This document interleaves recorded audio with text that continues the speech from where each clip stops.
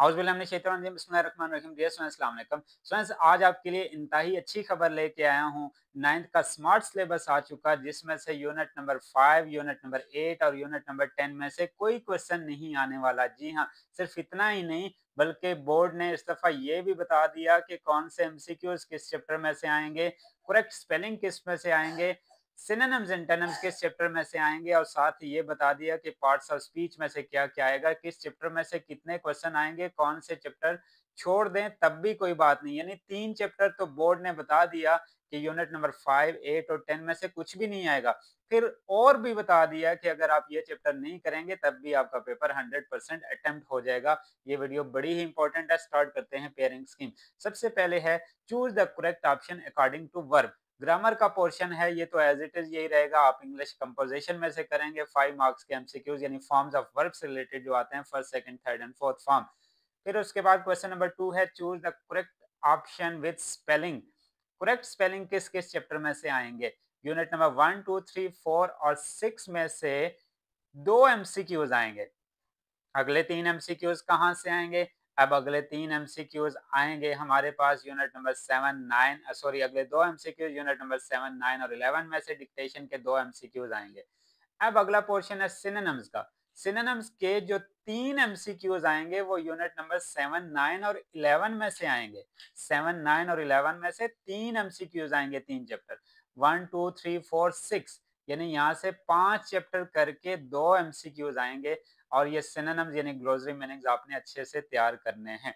फिर उसके बाद लास्ट पोर्शन है choose the correct option according to grammar. तो ये पार्ट्स ऑफ स्पीच है। पार्ट्स ऑफ स्पीच भी जो चैप्टर एग्जाम्प्ट कर दिए गए यूनिट नंबर 5, 8 और 10 एग्जाम्प्ट कर दिए गए वो तो बिल्कुल सीरियस है ही नहीं। बाकी आपने ग्रामर यानी पार्ट्स ऑफ स्पीच अच्छे से तैयार करेंगे तो ये 5 नंबर आपके बहुत अच्छे से तैयार हो जाएंगे।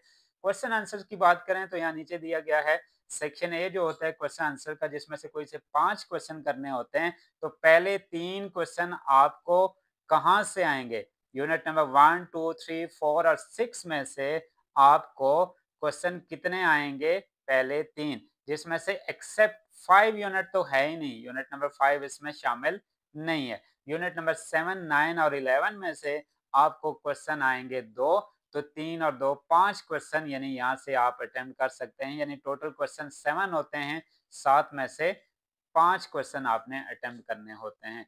क्वेश्चन आंसर के बाद अब अगर बात करें ट्रांसलेशन की, तो ट्रांसलेशन कहाँ से आएगी? सेक्शन बी की अगर बात करें तो पहला पैराग्राफ आएगा one out sorry para question number 3 translation की बात करें, थोड़ा सा मैं इसको जूम कर लेता हूँ।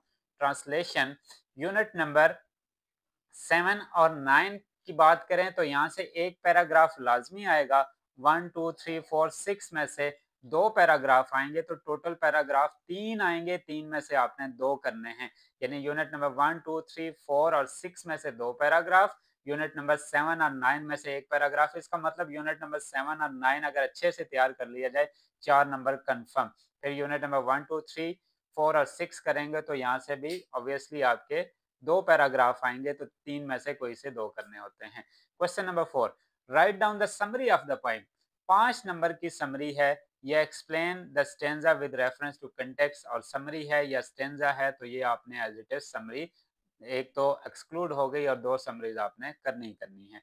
अब उसके बाद है यूनिट नंबर हमारे पास नेक्स्ट है unit number 5।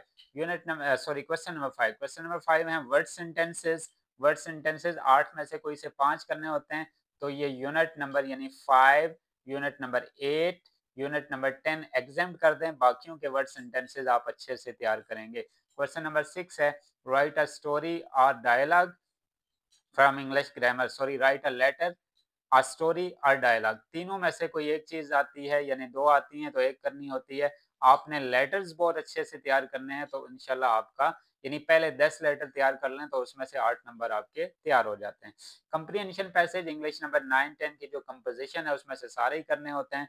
Translate any 5 of the following, English की ट्रांसलेट जो ट्रांसलेट उर्दू से इंग्लिश में करना है, या इसमें इंग्लिश मीडियम स्टूडेंट्स के लिए ऑप्शन होता है कि आप पैराग्राफ भी लिख सकते हैं। क्वेश्चन नंबर 9 है change the voice of the following, active passive आपने करने हैं।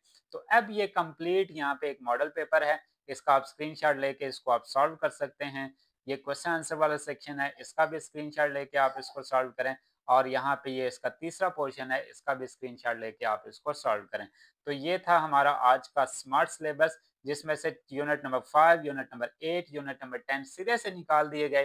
तो बाकी आपने बहुत अच्छे से तैयारी करनी है। इंशाल्लाह उम्मीद करता हूँ कि आप इस सिलेबस से पूरे के पूरे नंबर लेंगे। अल्लाह पाक आप तमाम तुलबा तलबात को बहुत अच्छे नंबरों से कामयाब करे। अल्लाह हाफ़िज़।